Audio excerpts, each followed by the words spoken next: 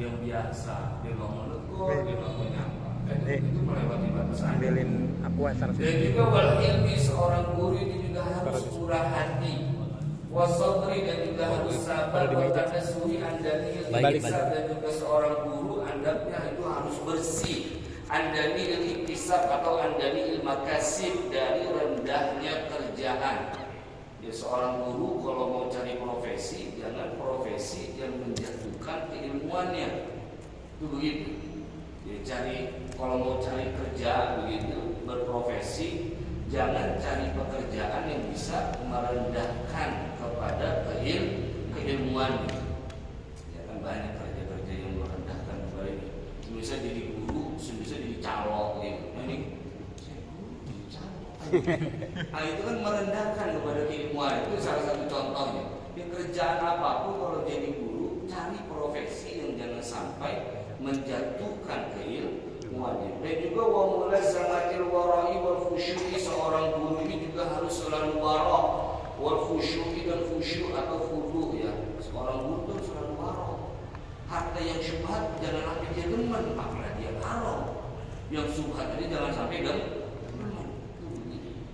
Kemudian wasakinati wal waqari, juga seorang guru itu harus berpenampilan tenang, wal waqari, dan berwibawa, wa tawaddu'i, dan rendah hati, wal khudu'i, dan tunduk. Nah itu seorang guru harus berpenampilan tenang, berwibawa, rendah hati, dan juga tunduk kepada ajaran Islam. Wajibna bil dhahki, dan juga seorang guru juga harus menjauhi tertawa terbahak-bahak.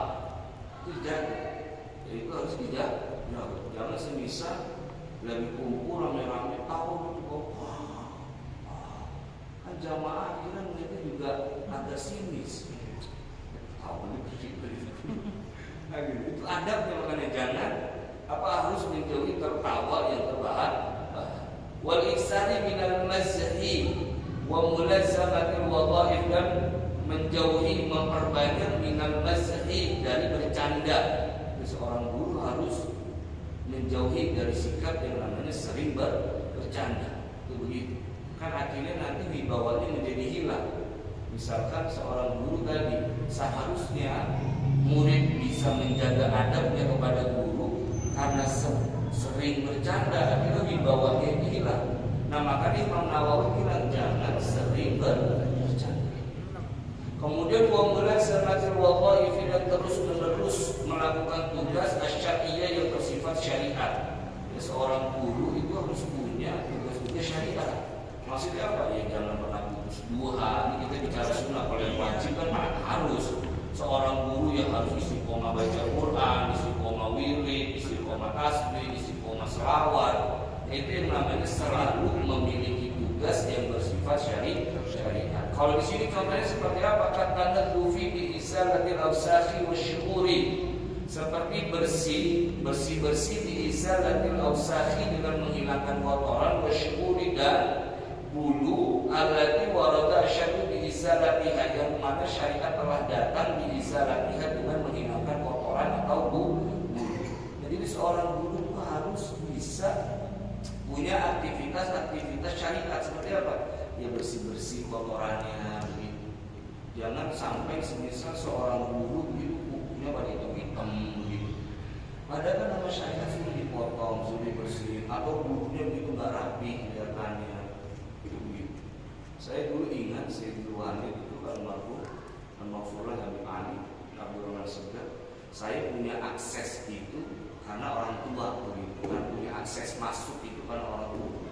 Beliau itu benar-benar menjaga bagaimana wadhaif syar'iyyah, bagaimana menjaga bersih-bersihnya. Beliau itu kalau sebelum keluar memenuhi jamaah itu biasanya dirapiin, itu rapi banget jenggotnya beliau. Itu kadang-kadang beliau sampai pakai juga yang namanya pensil alis itu, biar lebih rapi kelihatan. Walaupun memang alisnya udah tebal, tapi kadang mau beliau masih dirapiin. Habis itu beliau masih pakai sifat, beliau pakai minyak wangi. Kadang juga mau beliau itu jenggotnya itu dibuat dengan halus begitu.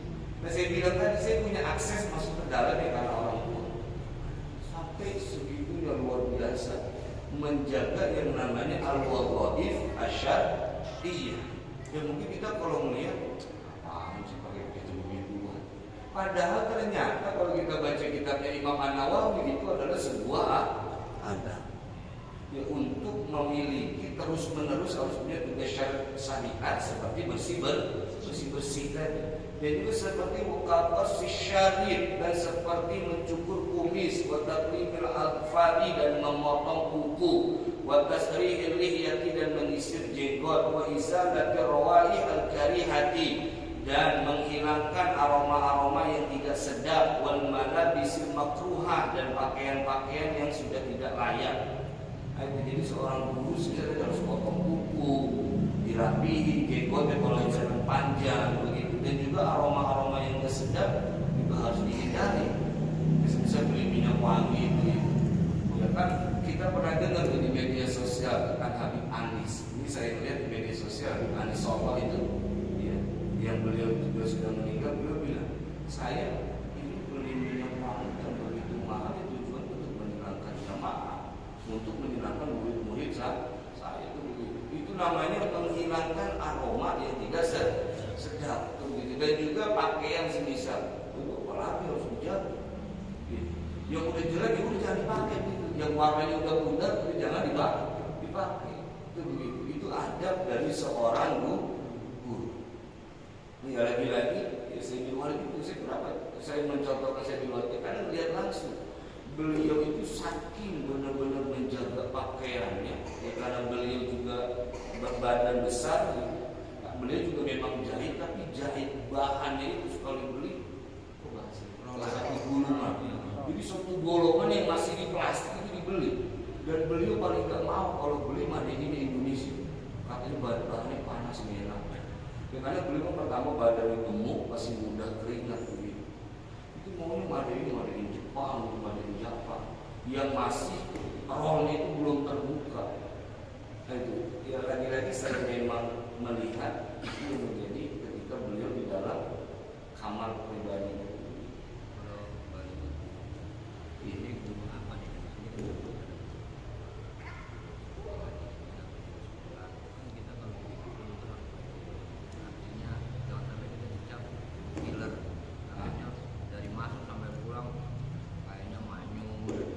Jadi murid bawaannya mau belajar itu kayaknya riskan gitu. Susah. Makanya kan tadi diajarkan salah satu adabnya untuk memasang wajah yang berseri. Tadi yang bercanda maksudnya kan biasanya nah maksudnya bercanda itu bercanda yang keseringan. Akhirnya si guru kepenyung wibawa di hadapan seorang murid.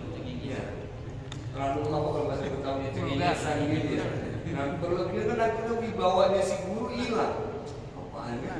Akhirnya waktunya si murid menghormati guru karena keseringan bercanda, si murid akhirnya biasa aja udah. Karena wibawanya si guru sudah hilang di mata si murid. Maksudnya tadi bercanda yang berlebihan, berkelewatan. Misalkan kalau bercandaan anak-anak muda kan biasanya suka ngatain sama orang tuanya gitu ya.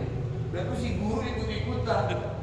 Nah ini kan bercanda yang konyol gitu maksudnya. Ini kan bercanda yang konyol kalau dilakukan oleh seorang guru. Itu contohnya semisal kalau di kalangan kita di Jakarta bisa salah satu candaannya gitu. Pada nyebut nama orang tuanya begitu juga. Oh bapak lu ini gitu. Nama bapak lu ini gitu. Jadi dikatain nama bapaknya, bukan bentuk fisik bapaknya tapi nama bapaknya begitu yang disebut. Nah misalnya ikut-ikutan gurunya, ini kan menjadi jatuh akhirnya apa wibawa seorang guru di hadapan seorang murid. Nah kemudian juga misalnya sama kayak PNS atau apa yang jadi guru, kalau batiknya udah pudar, ya beli yang baru. Beli yang baru jaga wibawanya cara berpakaian. Juga rambutnya kalau bisa udah gondrong, ya rapihin itu begitu. Karena itu bagian dari adab seorang guru itu begitu. Waliyadar kudal hadri dan waspadalah, berhati-hatilah kudal hadri dengan benar-benar kewaspadaan, kehati-hatian. Minal hasadi wal riyai wal ujubi, seorang guru memiliki sifat hasud, memiliki sifat riya wal ujubi dan bangga diri. Ini hati-hati. Guru itu hati-hati jangan sampai punya sifat diri dengki, pamer dan juga bangga diri dan juga wahtikari ghairihi dan meremehkan orang lain wa in kana dunahu, sekalipun orang lain itu ada di bawahnya. Itu enggak boleh. Ya, belajar keluar negeri, belajarnya di luar negeri. Terus misal ada muridnya yang hanya belajar tingkat Indonesia, itu nggak boleh diremehkan. Itu sifatnya guru, nggak boleh meremehkan orang lain, sekalipun keilmuan atau sosialnya di bawah dari diri itu nggak boleh meremehkan. Dan juga wayang bagi dan seharusnya seorang guru juga ada stakmila menggunakan al-ahadisa al-waridata kepada hadis-hadis yang telah warid fi tasbih wa tahlil, di dalam soal tasbih dan soal tahlil, wa nahwihi dan seumpama keduanya minal adkar wa ta'awad, dari zikir-zikir dan doa. Nah, juga seharusnya seorang guru itu kalau tasbih, tahlil atau apapun itu harus dari hadis yang sudah warid dari Nabi Muhammad Sallallahu Alaihi Wasallam. Hadis sholat, misal apa yang warid dari Nabi yang harus dibaca, dibaca.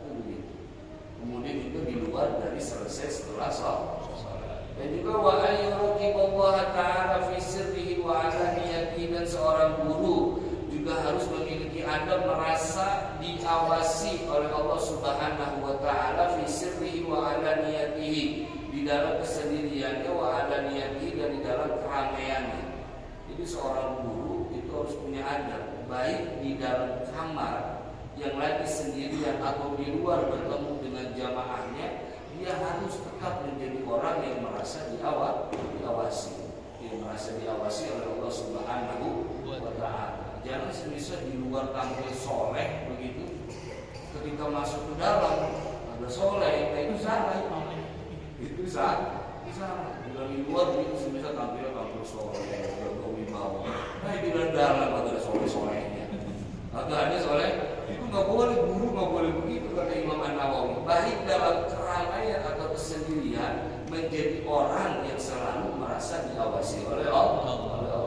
Wa yuhafidu ala dzalika, dan juga menjaga seorang guru ala dzalika atas hal tersebut, yakni menjaga untuk selalu merasa diawasi oleh Allah.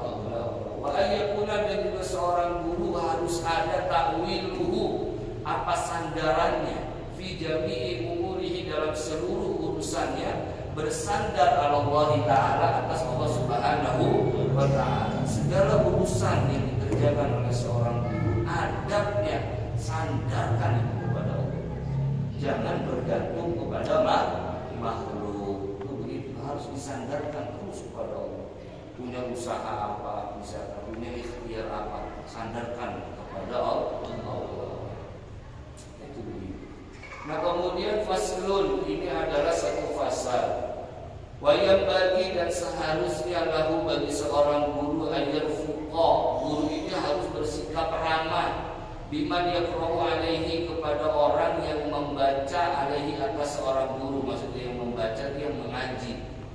Nah ini adabnya lagi, seorang guru harus bersikap ramah sama muridnya, ya bersikap ramah sama muridnya. Tidak hanya bersikap ramah, tapi juga wayurahiba, menyambut baik seorang guru ini bihi dengan seorang murid. Itu begitu, seorang guru harus menyambut baik kedatangan seorang murid. Dan juga wayusinu ilaihi bihasabi halihi, juga seorang guru harus bersikap baik ilaihi kepada muridnya bihasabi halihi, sesuai dengan keadaan keduanya, keadaan murid dan guru. Nah itu tadi dalam fasal ini diajarkan seorang guru harus sikap ramah. Tidak hanya ramah, menyambut baik. Tidak hanya menyambut baik, tapi juga harus bersikap baik. Yang kita lihat murid itu adalah bagian dari umatnya Nabi Muhammad Sallallahu Alaihi Wasallam. Maka seharusnya senang. Alhamdulillah, umatnya Nabi ada yang mau ngaji, ada yang mau belajar, ada yang pengen tahu ilmu. Makanya sikapnya harus ramah, menyambut baik, dan harus bersikap baik. Nah, ini kan kita yang pertama nih, kadang kan kita itu kasih tahu, Bu, misalkan saya nih, maaf ini saya cuma 2, kan ngaji sama sholat, kalau nggak ini saya jewel nih, kita kasih tahu nih ke orang tua ini, itu termasuk amat baik apa gimana kan? Nah itu nanti itu dibahas nanti, bagaimana soal semisal kalau dalam kasar atau keras, tapi dalam soal mendidik. Nah ini konsep konsep awalnya dulu yang dibahas oleh Imam An-Nawawi begitu. Guru itu kalau udah punya murid, sikap awal terlebih dahulu harus ramah, menyambut baik dan bersikap baik. Itu begitu. Yang harus menjadi ada dalam pribadi seorang guru. Kenapa harus sikapnya seperti ini? Ini keterangan dalilnya. Faqad rawaina an Abi Harun al-Abdi qala, sungguh kami telah meriwayatkan dari Abi Harun al-Abdi qala, Abi Harun al-Abdi berkata, kunna ada siapa kami, nanti kami datang Abu Sa'id al-Khudri kepada Abu Sa'id al-Khudri radhiyallahu anhu, mudah-mudahan Allah meridhoinya.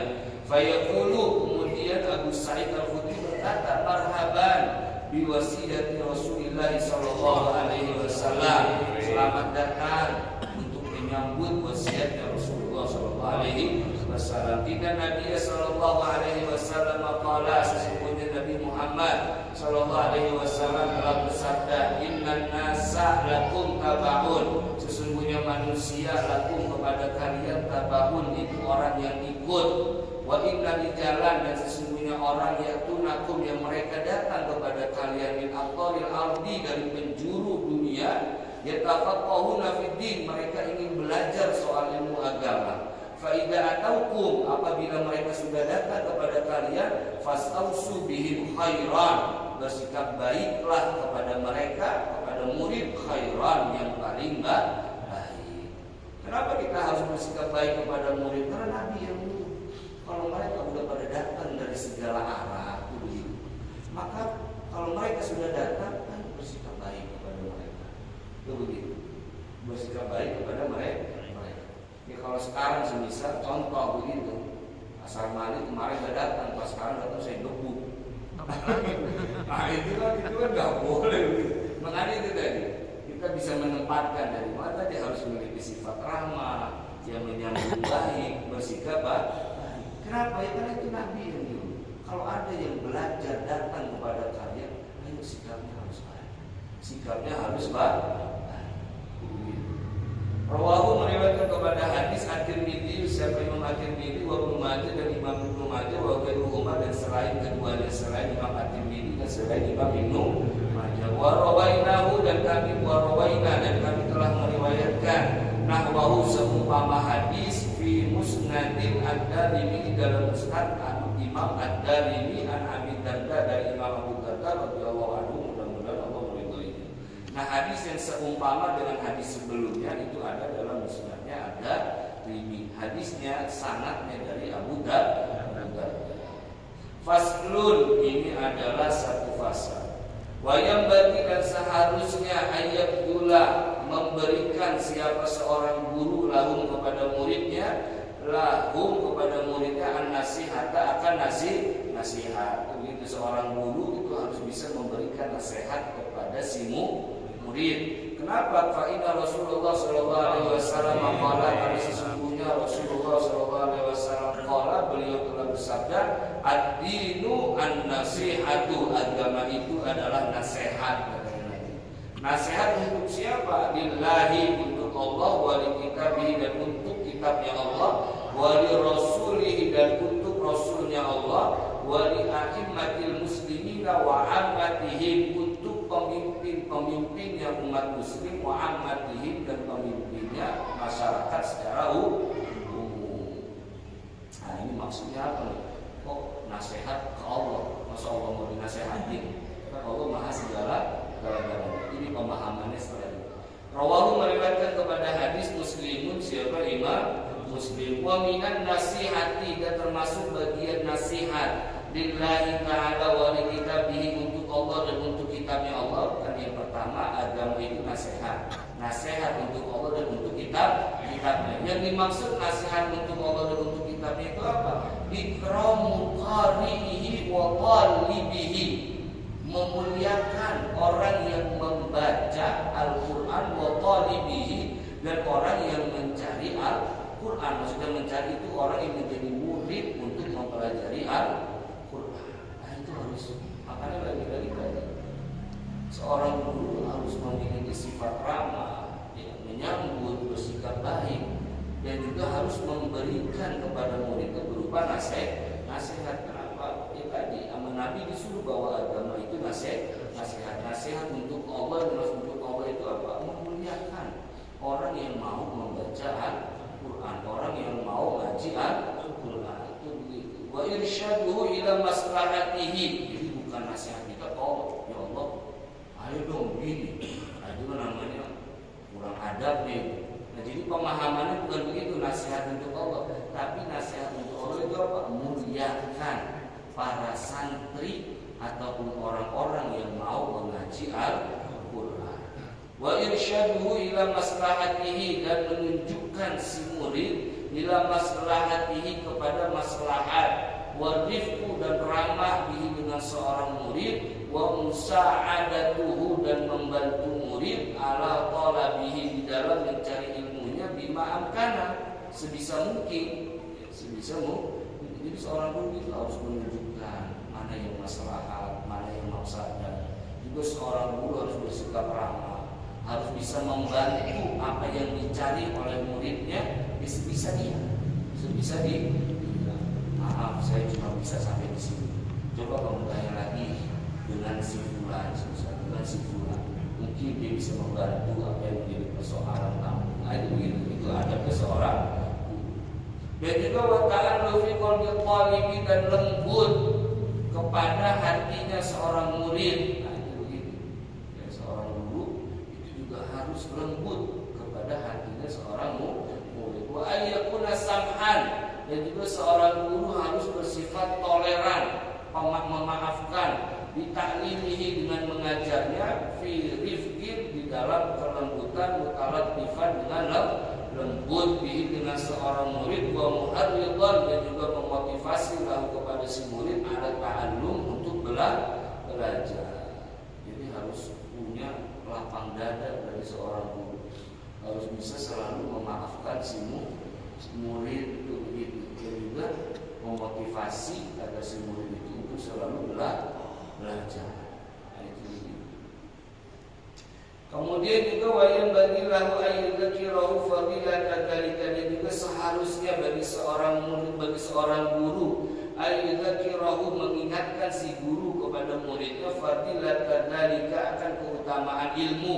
Seorang guru itu harus sering-sering ngingetin muridnya tentang keutamaan ilmu. Tujuan apa? Liyakuna sababan fi nasyatihi, agar mengingatkan si guru ini menjadi sebab fi nasyatihi, di dalam semangatnya si murid. Jadi harus selalu dinasihat bahwa ilmu akan seperti ini, ilmu akan seperti ini. Biar apa? Biar si murid menjadi sebab dia semangat mencari ilmu. Dan juga waziyadata rabbihi, dan juga seorang murid bertambah di dalam kecintaannya terhadap ilmu. Nah, itu dikasih utama dunia tadi, biar dia tambah cinta sama ilmu. Dan juga seharusnya bagi seorang guru itu apa? Wa yuzhidahu fid dunya, mengajarkan zuhud kepada si murid fid dunya, dalam soal dunia. Wa yasrifahu, dan memalingkan, seharusnya si guru juga harus memalingkan kepada si murid, anir rukuni ilaiha, dari condong ilaiha, kepada dunia, wal iktirari biha, dan tertipu kepada dunia. Itu guru seharusnya begitu. Jangan malah sebaliknya menjadikan si murid menambah cinta kepada dunia.